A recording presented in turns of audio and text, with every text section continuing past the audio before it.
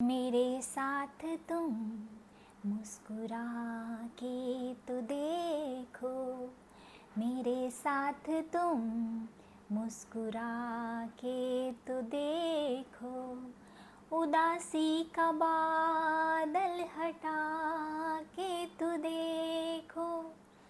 कभी है ये आंसू, कभी ये हंसी है, मेरे हम सफ़र बस यही ज़िंदगी है। तेरा साथ है तो, तेरा साथ है तो मुझे क्या कमी है।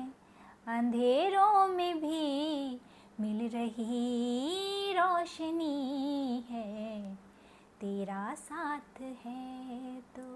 Good evening, how are you? I hope all of you are doing well, doing great, doing something new, है ना? जी हाँ, मेरा नाम है कल्पना और मैं फिर से आ गई हूँ अपने इस चैनल पे एक नई कहानी लेकर, जिसमें बहुत सारा ड्रामा, बहुत सारा हंगामा, बहुत सारे moral and at the end happy and. आज की कहानी है सरदोई नाम के एक लड़के की, जो अपने घर से एक नौकरी की तलाश में निकलता है, लेकिन उसे बहुत सारी मुश्किलों का सामना करना पड़ता है, बहुत सारी परेशानियां आती हैं उसके रास्ते में, लेकिन वो निडर होकर सबका सामना करता है, आगे बढ़ता है, आगे बढ़ता है, बढ़ता ही जाता है और अंतोगत्वा नौकरी तो उसे मिल ही जाती है, साथ ही साथ उसे एक बहुत बड़ा साम्राज्य मिलता है।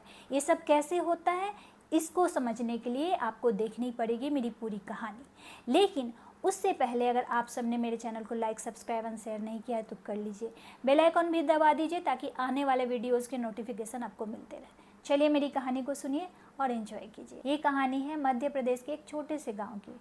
वहाँ सरदोई नाम का एक लड़का रहता था, जो बहुत ही प्यारा था, काइंड था, बहुत समझदार था और माँ बाप से बहुत ज़्यादा प्यार करने वाला था। वो माँ बाप की बड़ी इज्जत करता था, उनके हर आज्ञा का पालन करता था। इधर माँ बाप भी सरदोई से बहुत प्यार करते थे और अब सरदोई 20 साल का होने वाला था। माँ बाप को इस बात की चिंता सता रही थी कि धीरे धीरे सरदोई की जिम्मेदारियाँ बढ़ जाएंगी, उसे अब कुछ पैसा वैसा कमाना चाहिए, कुछ काम धंधा करना चाहिए, नहीं तो वो अपनी जिम्मेदारियों को कैसे पूरा करेगा। इसके लिए माँ बाप ने सरदोई को शहर जाने की सलाह दी, पर सरदोई इसके लिए तैयार नहीं था। माँ बाप के बहुत कहने पे सरदोई शहर जाने के लिए राजी हो गया और वो अपने घर से निकल पड़ा। माँ ने साथ में खाने के लिए कुछ दे दिया था, कुछ फल, कुछ स्नैक्स वगैरह। सरदोई वो लेके अपने घर से शहर की ओर निकल पड़ा। चलते चलते चलते रास्ते में एक छोटा सा जंगल आया। उस जंगल में एक पेड़ के नीचे बैठ के सरदोई सुस्ताने लगा और अपने माँ बाप के बारे में ही सोच रहा था कि वो लोग मेरे बिना अकेले कैसे रहेंगे। तभी उस पेड़ पर एक बंदर आया। बंदर ने देखा कि सरदोई के कंधे पे कुछ पोटरी लटक रहा है, तो बंदर ने पूछा, ओ भाई, तुम्हारे कंधे पे जो रखा है क्या वो खाने की सामग्री है? सरदोई ने कहा, हाँ। बंदर ने कहा, मुझे बहुत भूख लगी है, क्या तुम उसमें से कुछ खाने के लिए मुझे भी दे दोगे? सरदोई ने कहा, हाँ भाई हाँ, ले लो। ऐसा कह के सरदोई ने पूरी पोटरी बंदर को दे दी। बंदर ने वो सारा खाना खा लिया, सरदोई के लिए बिल्कुल नहीं छोड़ा। लेकिन सरदोई को बिल्कुल भी बुरा नहीं लगा। उसने सोचा चलो किसी का तो पेट भरा, ऐसा सोच के सरदोई चुपचाप बैठा रहा। तभी बंदर नीचे आ गया और उसने सरदोई को पूछा, तुम कहाँ जा रहे हो? सरदोई ने कहा, मैं शहर नौकरी की तलाश में जा रहा हूँ। बंदर ने कहा, क्या मैं भी तुम्हारे साथ चलूँ? शहर मैं भी देख लूँगा। सरदोई ने कहा, चलो कोई बात नहीं, तुम मेरे साथ चल सकते हो। ऐसा कह के वो दोनों शहर की ओर उठ के चलने लगे। जैसे ही जंगल पार हुआ, एक छोटा सा गांव आ गया। सरदोई ने क्या देखा, 6-7 बच्चे मिलके एक सांप का पीछा कर रहे हैं और छोटे छोटे पत्थरों से सांप को मार रहे हैं। सांप अपने आप को बचाने के लिए कभी इधर छुप रहा है, कभी उधर छुप रहा है, जिसके कारण सांप के शरीर पे चोट की बहुत सारी निशान बन गई थी। सरदोई ने सोचा ये बच्चे सांप को मार डालेंगे। ऐसा सोच के सरदोई ने चारों तरफ देखा, उसे एक फटी पुरानी टोकरी मिली। सरदोई ने वो टोकरी लिया और सांप के ऊपर फेंक दिया। बच्चे जब सरदोई के पास आए और बोले, क्या तुमने यहाँ कोई सांप को भागते हुए देखा? सरदोई ने कहा, नहीं, मैंने किसी सांप को नहीं देखा। बच्चे ये पूछ के आगे की ओर चले गए। तब सरदोई ने वो टोकरी हटा दी और सांप को आज़ाद कर दिया। सांप ने कहा, ओ भाई, तुम तो बड़े भले मानुस लगते हो, तुम कौन हो, कहाँ जा रहे हो? सरदोई ने कहा, मैं यहाँ पास ही के गांव में रहता हूँ, मैं नौकरी की तलाश में शहर जा रहा हूँ। सांप ने कहा, क्या मैं भी तुम्हारे साथ चलूँ? एक के भले दो, दो के भले तीन। सरदोई ने कहा, ठीक है, तुम्हारी ऐसी इच्छा है तो चल सकते हो। तो सांप भी सरदोई के साथ हो लिया। ये तीनों आगे की तरफ चलने लगे। चलते चलते चलते अब शहर का रास्ता आ गया और कच्ची सड़क शुरू हो गई। तीनों चले जा रहे थे। अब तीनों थक गए तो तीनों ने सोचा कि हमें कहीं बैठ के थोड़ा सुस्ता लेना चाहिए। ऐसा सोच के सरदोई एक बड़े पत्थर पे जाके बैठ गया और तीनों आपस में कुछ बातें करने लगे। तभी सरदोई के कान में किसी के रोने की आवाज़ आई, किसी के सिसकने की आवाज़ आई। सरदोई ने सोचा, इस सुनसान सड़क पे कौन रो रहा है, कौन है यहाँ पे? उसने चारों तरफ देखा, कहीं कोई नहीं दिखाई दे रहा था। उसने चारों तरफ देखा, उसे कहीं कोई नहीं दिखाई दे रहा था। वो वापस से आके फिर से पत्थर पे बैठ गया। फिर से वही रोने की आवाज़ आने लगी। तब सरदोई को समझ में आया कि पत्थर ही रो रहा था। सरदोई ने पत्थर से पूछा, ओ भाई, तुम क्यों रो रहे हो? पत्थर ने कहा, ओ भाई, इस सड़क पे जो भी राही बटोही आते हैं मेरे ऊपर विश्राम पाते हैं और ये सोच के मुझे बड़ी खुशी होती है कि मैं किसी के तो काम आता हूँ। लेकिन कल इस रास्ते दो मुसाफिर जा रहे थे और मेरे ऊपर बैठे। वो दोनों कोई मूर्तिकार थे। उन्होंने जब मुझे देखा तो उनके मन में मूर्ति बनाने की योजना जाग गई और वो दोनों ये कह के गए हैं कि आज आके वो मुझे ले जाएंगे और मुझसे एक मूर्ति बनाएंगे। अब उनके द्वारा मेरे शरीर को छीला काटा जाएगा। ये सोच के कि मुझे कितनी पीड़ा होगी, मैं बहुत दुखी हूँ, मैं इसलिए रो रहा हूँ। तो सरदोई ने कहा, तो मैं तुम्हारे लिए कुछ कर सकता हूँ क्या? तो पत्थर ने कहा, हाँ, अगर तुम चाहो तो मुझे अपने साथ ले जा सकते हो। सरदोई ने कहा, लेकिन तुम तो बहुत भारी हो, बहुत बड़े हो, मैं तुम्हें कैसे ले जा सकता हूँ? पत्थर ने कहा, तुम मुझे एक रस्सी से बांध दो और उस रस्सी को अपने कमर में बांध दो और मुझे घसीटते हुए तुम ले जा सकते हो। सरदोई ने बिल्कुल ऐसा ही किया। वो पत्थर को घसीटते हुए आगे की तरफ चल पड़ा। बहुत देर चलने के बाद एक पीपल का पेड़ आया और सरदोई ने सोचा, बहुत देर से मैं इस पत्थर को घसीट रहा हूँ, मैं थक गया हूँ, मैं थोड़ी देर इस पीपल के नीचे बैठ के विश्राम कर लेता हूँ। ऐसा कह के उसने कमर से रस्सी खोली और उस पीपल के पेड़ के नीचे बैठ गया। तभी उसने देखा कि कोई ऊँघ रहा है, चिढ़ रहा है, परेशान हो रहा है। सरदोई ने सोचा, यहाँ आसपास तो कोई दिखाई नहीं दे रहा है, कौन ऊँघ रहा है, कौन इतना दुखी है, कौन परेशान है? तभी सरदोई ने देखा कि पीपल के पेड़ के ऊपर वाले टहनी पे एक बड़ा सा कीला ऐसे लटक रहा है और उसके अंदर से ऊँघने की आवाज़ आ रही है, चिढ़ने की आवाज़ आ रही है, जैसे वो बहुत परेशान हो। सरदोई ने पूछा, ओ कीले, तुम क्यों परेशान हो, क्यों ऊँघ रहे हो? कीले ने कहा, वर्षों पहले इधर से एक राजा का रथ गया था, उसी में से निकल के मैं यहाँ फंस गया हूँ। सालों से यहाँ फंसा हूँ, मैं ऊब गया हूँ, मुझे अब यहाँ अच्छा नहीं लगता। ओ मुसाफिर, क्या तुम मुझे यहाँ से आज़ाद कर दोगे? सरदोई ने कहा, अवश्य कर दूंगा। ऐसा कह के सरदोई पीपल के पेड़ पे चढ़ गया और उसने उस कीले को पीपल के पेड़ से बाहर निकाल दिया। पीपल के पेड़ से बाहर निकलते ही कीला बहुत आज़ादी का अनुभव करने लगा, बहुत खुश हो गया और बाकी तीनों को वहाँ देख के सरदोई से पूछा, ये तीनों कौन हैं? सरदोई ने कहा, ये तीनों मेरे मित्र हैं और मेरे साथ चल रहे हैं। तो कीला ने कहा कि तुम मुझे भी अपना मित्र बना दो और मुझे भी अपने साथ लिए चलो। सरदोई ने कहा, ठीक है। सरदोई ने उस कीले को अपने जेब में डाल लिया और फिर शहर की तरफ चलने लगा। चलते चलते लगभग रात हो चुकी थी। तभी सरदोई उस शहर में पहुंच गया। लेकिन ये क्या, शहर में जहाँ भी जा रहा था सबका मुंह लटका हुआ था, सब जैसे मातम मना रहे हो। सरदोई को समझ में नहीं आ रहा था कि हुआ क्या है, लोग इतने दुखी क्यों हैं, क्यों परेशान हैं। चलते चलते सरदोई राजमहल के मुख्य द्वार पे पहुंच गया और वहाँ जाके उसने द्वारपाल से पूछा, ओ द्वारपाल भाई, इस शहर में सब लोग दुखी क्यों हैं, सब जैसे लग रहा है मातम मना रहे हैं, क्या हुआ है, यहाँ पे कोई दुर्घटना हो गई है? द्वारपाल ने कहा, ओ मुसाफिर, मैं तुम्हें क्या बताऊं, इस राज्य को तो जैसे किसी की नज़र लग गई। इस राज्य में सब कुछ बहुत अच्छा चल रहा था, सब बहुत खुश थे, हमारे महाराज भी बहुत अच्छे हैं।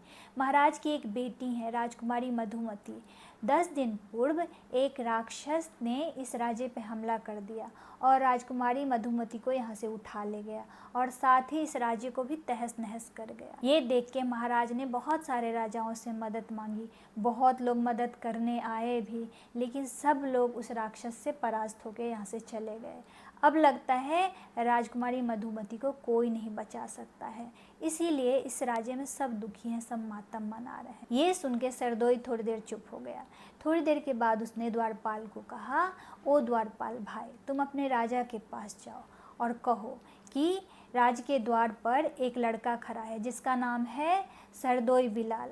वो राजकुमारी मधुमती को राक्षस के चंगुल से छुड़ा लाएगा। क्या राजा साहब इसकी आज्ञा देते हैं? ऐसा कह के उसने द्वारपाल को राजा के पास भेज दिया। राजा ने जब ऐसा सुना कि कोई साहसी लड़का है जो राजकुमारी को छुड़ाने की बात कर रहा है, तो राजा ने तुरंत ही हाँ कह दिया। द्वारपाल वापस आया और सरदोई को बोला कि आप जा सकते हैं राजकुमारी को छुड़ाने के लिए। तो सरदोई ने द्वारपाल से राजकुमारी कहाँ हो सकती है पूरा अता पता पूछा। द्वारपाल ने बताया, यहाँ से बहुत दूर एक जंगल में राक्षस ने एक गुफा में राजकुमारी को कैद करके रखा है। सरदोई वहाँ से तुरंत ही निकल गया। पूरी रात वो जंगल में चलते रहा और अंतोगत्वा सुबह होने पे वह गुफा के सामने पहुँच गया और अपने चारों दोस्त को वहीं रुकने के लिए कह के वो चुपचाप गुफा में झांकने लगा। उसने झांक के देखा राक्षस गुफा के अंदर मौजूद नहीं था, तो वो गुफा के अंदर गया और राजकुमारी को बोला, राजकुमारी मधुमती जी, मैं आपके पिता की आज्ञा लेके आपको बचाने आया हूँ, आप निश्चिंत रहिए, मैं आपको इस राक्षस के चंगुल से छुड़ा के लेके जाऊँगा। राजकुमारी बहुत प्रसन्न हो गई। तो सरदोई ने कहा, मेरी सिर्फ एक बात आप मानिएगा, जैसे ही राक्षस इस गुफा में प्रवेश करेगा आप इस जलती हुई मोमबत्ती को बुझा दीजिएगा। राजकुमारी ने कहा, ठीक है, मैं वैसा ही करूँगी। ऐसा कह के सरदोई बाहर आया और उसने बाकी चारों दोस्तों को भी अपने साथ लिया और किले को उसने चौखट पे गाड़ दिया और पत्थर को उसने ऊपर गुफा के ऊपर रख दिया और सरदोई अंदर गया और वहाँ पे एक बुझती हुई अंगीठी का ढेर लगा हुआ था। सांप को बोला, तुम यहीं बैठो, और अंदर गया तो देखा पानी का एक बड़ा सा टब था। तो बंदर को बोला, उस टब के पीछे छुप जाओ, और खुद एक कोने में जाके छुप गया। थोड़ी ही देर बाद जब राक्षस अंदर आया तो राजकुमारी ने मोमबत्ती को फूंक दिया, मोमबत्ती बुझ गई। ये देख के राक्षस को बहुत गुस्सा आया।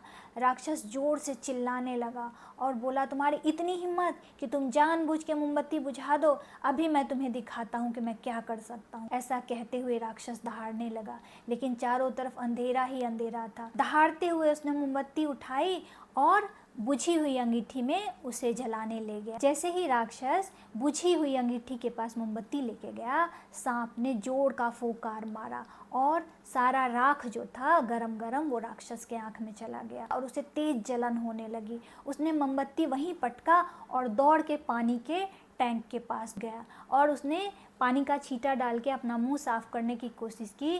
तभी बंदर ने उछल के उसके दोनों आंखें नोच ली। अब राक्षस का चेहरा खून से लहूलुहान हो चुका था और दर्द से कराहता हुआ वो बाहर की तरफ भागा। उसके पाँव में वो कीला चुभ गया और उस दर्द को बर्दाश्त करते हुए चीखते हुए राक्षस ने जोर से गुफा को पकड़ा तो वो पत्थर भी लुढ़क के उसके सर पे गिर गया और राक्षस वहीं पे मर गया। अब सरदोई बाहर निकला और राजकुमारी को बोला, राजकुमारी मधुमती जी, आप बिल्कुल सुरक्षित हैं, आप बाहर आ सकती हैं।